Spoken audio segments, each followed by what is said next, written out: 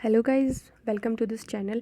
और जैसे कि आप इस वीडियो के टाइटल में देख ही चुके हैं कि आज हम जो बात करने वाले हैं वो आईबीएस के बारे में बात करने वाले हैं। तो इसके बारे में आपको पूरी डिटेल में मैं बताऊंगी और बताऊंगी कि इसको क्योर भी आपको कैसे करना है। ठीक है, तो अगर आपको ये वीडियो अच्छी लगती है तो इस चैनल को सब्सक्राइब कीजिए और लाइक कीजिए इस वीडियो को। तो स्टार्ट करते हैं। तो आज का जो हमारा टॉपिक है वो है आईबीएस। ठीक है, तो ये आपने बहुत लोगों के मुंह से सुना होगा क्योंकि ये बहुत ही कॉमन हो गया है आजकल। IBS means irritable bowel syndrome. तो सबसे पहले हम बात करते हैं कि ये होता क्या है। तो बेसिकली सबसे पहले तो ये एक कोई बीमारी नहीं है। तो सबसे पहले हमें ये जो एक स्टिग्मा है वो उसको हटाना होगा कि ये एक बीमारी है और पता नहीं क्या है, ये है वो है। सब कुछ भी नहीं है, ये सिर्फ एक सिंड्रोम है। ठीक है, जैसे कि इसके नाम से ही पता चल रहा है, irritable bowel syndrome. That means कि जो हमारा बाउल है वो इरिटेट है और ये एक सिंड्रोम है, इट्स नॉट अ डिजीज़। ठीक है, तो इसके बारे में हम बात करते हैं। तो इसमें बेसिकली होता क्या है, सबसे पहले हम बात कर लेते हैं कि इसके सिम्टम्स क्या होते हैं। ठीक है, तो सिम्टम्स की अगर हम बात करें तो आपको कॉन्स्टिपेशन रहेगा। ठीक है, बहुत ज़्यादा हो सकता है कि ये अलग अलग टाइप में से आता है, किसी सब लोगों में ये अलग अलग तरीके से देखा जाता है। तो कुछ लोगों के हो सकता है कि कॉन्स्टिपेशन रहे। ठीक है, कुछ लोगों को हो सकता है कि लूज़ मोशन से क्या हो कि डायरिया हो जाए। ठीक है, लूज़ मोशन होते होते वो कंडीशन इतनी बढ़ जाए कि वो डायरिया बन जाए। ठीक है, अब कुछ लोगों में होता है कि वो मिक्स रहता है, कभी कॉन्स्टिपेशन है, कभी बहुत ज़्यादा लूज़ मोशन हो गया है। ठीक है, और कुछ लोगों में जो रहता है म्यूकस भी आता है। ठीक है, जो हमारी बाउल जो मूवमेंट होती है उसमें म्यूकस आता है। ठीक है, और बार बार हमें ऐसा लगता है कि अभी हम फ्रेश होके आए हैं, फिर लगता है कि फिर से जाना पड़ रहा है। ठीक है, और जो हमारा जो मोशन है वो बहुत ज़्यादा लूज़ हो जाता है, जो स्टूल है वो बहुत ही लूज़ हो जाता है कि एक जो नॉर्मल होना चाहिए वो नहीं रहता है। और बहुत बार ये भी देखा गया है कि आपको ब्लोटिंग हो जाती है, गैस की जो प्रॉब्लम होती है वो रहती है, एब्डोमिनल पेन भी हो सकता है। ठीक है, तो ये सारे आपके एक कॉमन सिम्टम हैं। तो उसके बाद हम देखते हैं कि ये क्यों हो जाता है बेसिकली। ठीक है, तो आपने बहुत सुना होगा कि ये किस वजह से होता है, कि हो सकता है कि शायद आपकी जो इंटेस्टाइन्स हैं वो ठीक से काम नहीं कर रही हैं, या फिर हो सकता है कि उनमें कुछ इन्फेक्शन हो गया है, या हो सकता है कि आप बाहर की जो डाइट है वो बहुत बेकार डाइट लेते हैं, तो उसकी वजह से शायद हो सकता है कि आपकी जो इंटेस्टाइन है वो बहुत ज़्यादा प्रॉब्लम में हो, या फिर उसमें कुछ गंदगी रह गई हो, खाना सड़ रहा हो। ठीक है, ये सारी चीज़ें इसकी वजह से जो ये होता है। ठीक है, और या फिर हो सकता है कि अब इन ये सब कारण तो आप सब जगह सुनते हैं कि जो आईबीएस होता है उस वो किस वजह से होता है, कि जो आपके इंटेस्टाइन है उसमें प्रॉब्लम हो गई, ये हो गया वो हो गया। लेकिन आज मैं जो आपको बात बताऊंगी वो बहुत ही अलग है।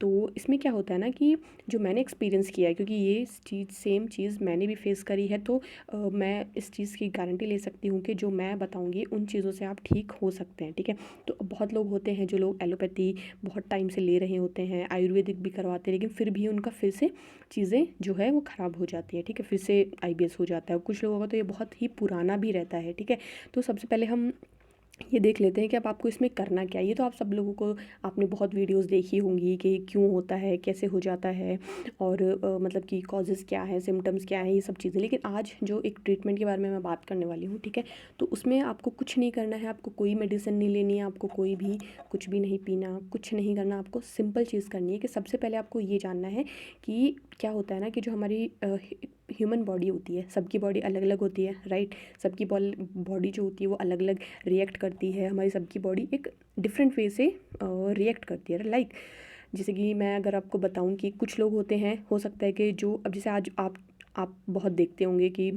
आजकल ये ग्लूटेन फ्री ये चीज़ें हैं। ठीक है, तो ये सारी चीज़ें मार्केट में बहुत चल रही है। तो इसका बेसिकली होता है क्या है कि कुछ चीज़ें होती है जो कुछ लोगों के बॉडी में रिएक्ट करती है। ठीक है, उनके स्टमक में जाके वो रिएक्ट करती है। रिएक्ट करने का मतलब क्या है कि एलर्जिक हो जाते हैं। ठीक है, कुछ लोग जो होते हैं कुछ चीज़ों से एलर्जिक होते हैं। अगर मैं सिंपल लैंग्वेज में बताऊँ, अब ये चीज़ें क्या हो सकती है, हो सकता है कि किसी किसी के केस में ये वीट हो। ठीक है, गेहूँ जो होता है, हो सकता है कि किसी के केस में ये राइस हो, जो कि राइस चावल है ना, और कुछ लोगों के केस में ये डेयरी प्रोडक्ट्स होते हैं। तो अगर मोस्टली हम देखें, अगर मोटे मोटे तौर पे, तो सबसे ज़्यादा जो कॉमन जिस चीज़ से लोग इरिटेट रहते हैं या फिर जिससे वो एलर्जिक रहते हैं वो होता है मिल्क। ठीक है, दूध, डेयरी प्रोडक्ट हो गए, जैसे कि पनीर है आपका, या फिर आपका जो दूध है, दही है, ये सारी चीज़ें। दही को आप फिर भी हटा सकते हैं, बट दूध है ना, दूध होता है जैसे कि, और पनीर वगैरह जो भी मिल्क प्रोडक्ट होता है आपका वो।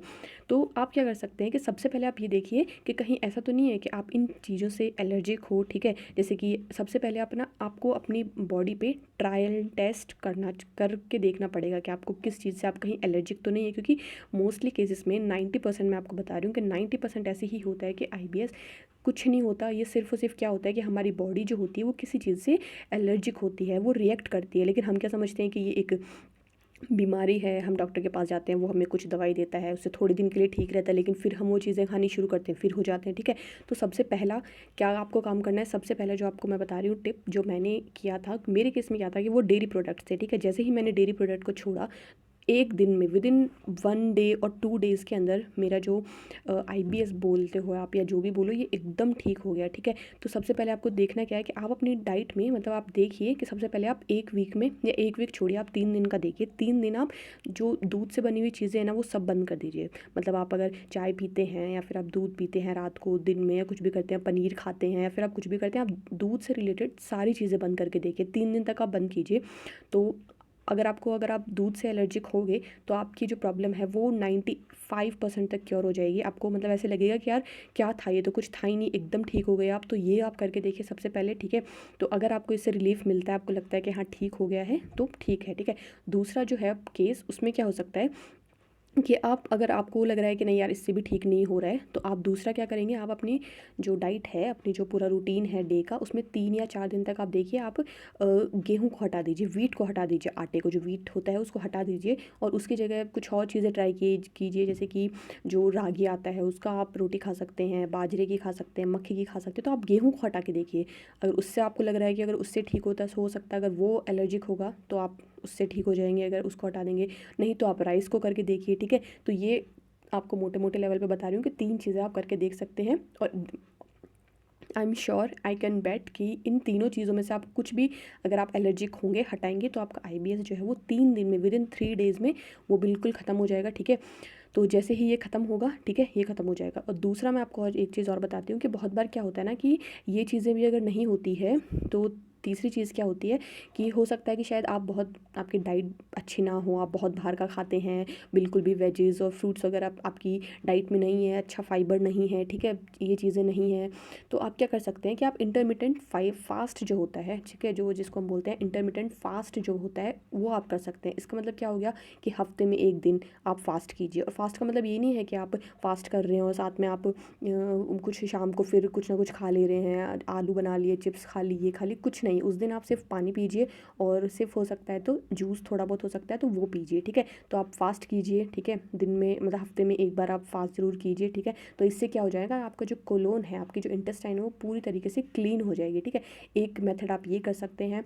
और दूसरा मेथड आप क्या कर सकते हैं कि एक इसब घोल आता है, आप सब लोगों ने नाम भी सुना होगा, सत इसब घोल, या कुछ लोग इसब घोल बोलते हैं। तो वो आप लेकर के आइए। जब आपको लगे कि हाँ यार, मतलब इस चीज़ से मैं एलर्जिक था, उस चीज़ को आप तुरंत बंद कर दीजिए, ठीक है, बिल्कुल बंद कर दो उस चीज़ को।